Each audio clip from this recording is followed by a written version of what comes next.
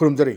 ELITETV की taste of cartoon महाव मेंग ताइबरी सिंह हानो तारा मौचरी मरु ngasi imphal phongo pause singi cartoon singda cartoon sina kari haining liba kari phongyong liba kari wakhal khang ni ba budu myam sanong thamjage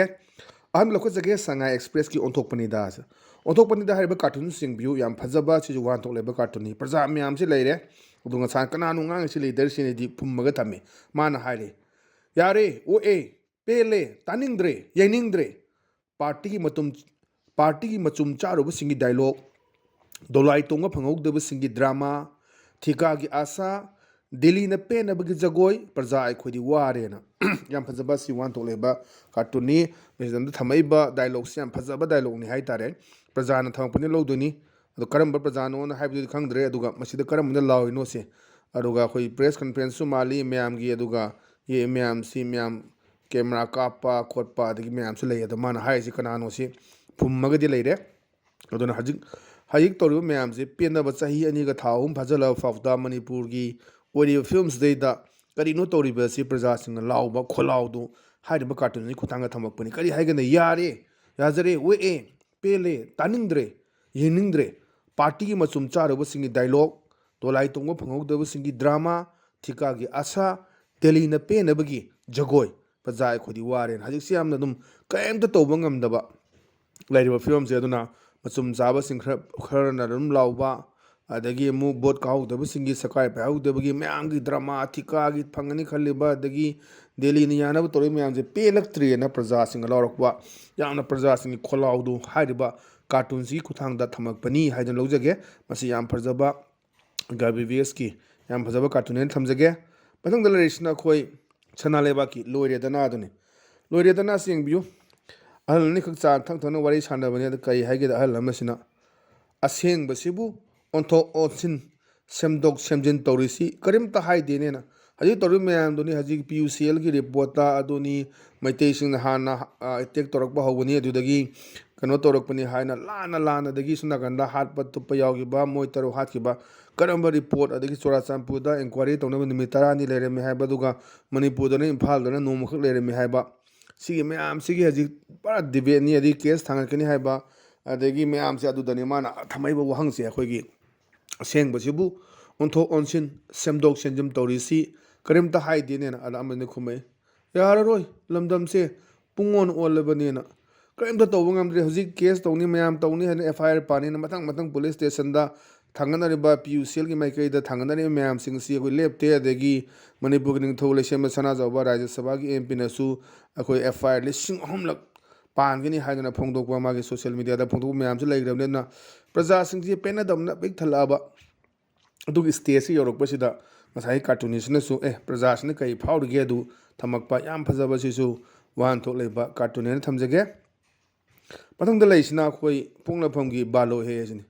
balo es di yengbiu nupa sina khabar paraga leire nupi sina sum phamaga dum engata gi cha tha ga leiba duni ada nupa sina khabar para hai khuduni Prime Minister lagni hai ne na adai nupi sina khara saulap torga ha kari tawba vote khomba laira kanaro yuna hajik si praja sing si yamna chawna hongba ma uba phangi adu khangde election mamita da tarodra mamanga tawgiba MP election da Manipur da amta thokhido mong da akhoi Congress party na tawraga bimol na lak ama hen ga karga akhoi gi mioi la ama hen ba ka si Manipur gi puare thoktabani voter la ama hen ka ba ka si aduna handaki 2027 sta kai lakadage myam si political observer myam critic myam sina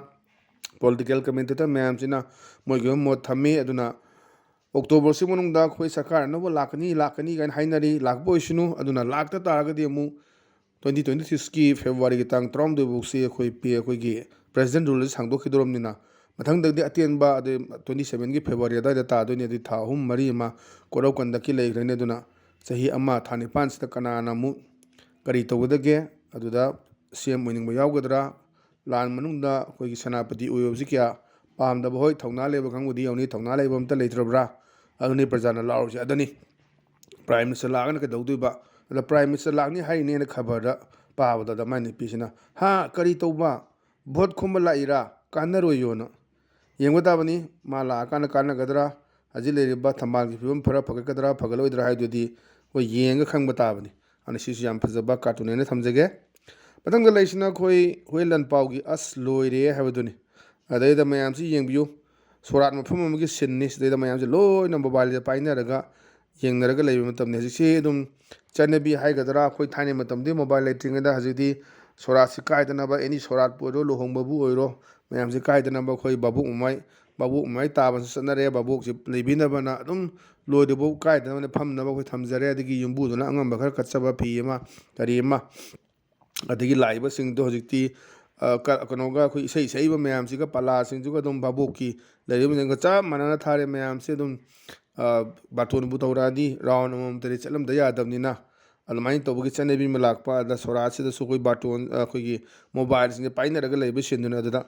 ꯁꯣꯔꯥꯠꯇ mobile ꯄꯥꯏꯕꯤꯅꯨ ꯑꯅ ꯍꯥꯏꯕꯗꯨꯅꯦꯕ ꯃꯌꯥꯝꯁꯤꯡꯁꯤꯗ ꯑꯗ ꯑꯃꯗꯨꯅ ꯈꯨꯝꯃꯛꯏ ꯃꯇꯝꯒꯤ ꯁꯣꯔꯥꯠꯅꯤ ꯀꯥꯏꯗꯦꯅ ꯍꯧꯖꯤꯛꯁꯤ ꯑꯗꯨꯝ ꯀꯩ ꯍꯥꯏꯇꯥꯔꯦ ꯑꯗꯨꯝ ꯑꯩꯈꯣꯏꯒꯤ ꯂꯩꯒꯗꯕ ꯑꯣꯏꯔꯁꯨ ꯑꯗꯒꯤ ꯍꯧꯖꯤꯛ ꯇꯧꯅꯔꯤꯕ ꯁꯣꯔꯥꯠꯁꯦ ꯅꯍꯥꯟꯋꯥꯏꯗꯤ ꯑꯗꯨꯝ ꯑꯩꯈꯣꯏꯒꯤ ꯁꯣꯔꯥꯠꯁꯦ ꯂꯣꯏꯗ꯭ꯔꯤꯐꯥꯎ ꯂꯩꯅꯔꯝꯕꯅꯤ ꯍꯧꯖꯤꯛꯇꯤ ꯆꯠꯅꯗ꯭ꯔꯦ ꯃꯤꯁꯦ ꯊꯕꯛ ꯆꯤꯟꯈꯠꯅꯔꯛꯄꯅꯤ나 ꯁꯠ ꯂꯥꯛꯑꯅꯤ ꯑꯗꯒꯤꯗꯤ ꯕꯥꯕꯣꯛ ꯑꯩꯈꯣꯏꯒꯤ ꯄꯂꯥꯗ ꯑꯃꯨꯛ ꯆꯪꯉꯝꯃꯅꯤ ꯕꯥꯕꯣꯛ ꯃꯌꯥꯏ ꯇꯥꯔꯝꯃꯅꯤ ꯑꯗꯩ ꯄꯣꯌꯦꯡ ꯁꯦꯟ ꯄꯤꯊꯣꯛꯑꯝꯃꯅꯤ ꯑꯗꯒꯤꯗꯤ ꯑꯩꯈꯣꯏ ꯍꯜꯂꯛꯑꯅꯤ ꯑꯗꯨꯅ ꯍꯧꯖꯤꯛ ꯆꯠꯅꯕꯤꯁꯤ ꯍꯧꯖꯤꯛ ꯄꯨꯂꯞ ꯑꯗꯨꯅ ꯆꯧꯀ꯭ꯔꯤꯒ ꯊꯥꯕꯁꯤ ꯌꯥꯡꯈꯩꯃꯨꯛꯀ ꯊꯥꯔꯒ ꯑꯗꯨꯝ ꯇꯧꯔꯒ ꯐꯝꯐꯝꯗꯤ ꯂꯩꯇꯕꯅ ꯃꯌꯥꯝꯁꯦ ꯊꯕꯛ ꯆꯤꯟꯅꯕꯅꯤꯅ ꯃꯥꯒꯤ ꯇꯧꯔꯒ ꯐꯠ ꯐꯠ ꯐꯠ ꯆꯠꯅꯒꯗꯧ ꯉꯥꯛꯇꯅꯤꯅ ꯑꯗꯨꯒꯤ ꯐꯤꯕꯝꯗ ꯂꯩꯕ ꯑꯗꯨꯅ ꯁꯣꯔꯥꯠꯇ ꯀꯔꯤꯗ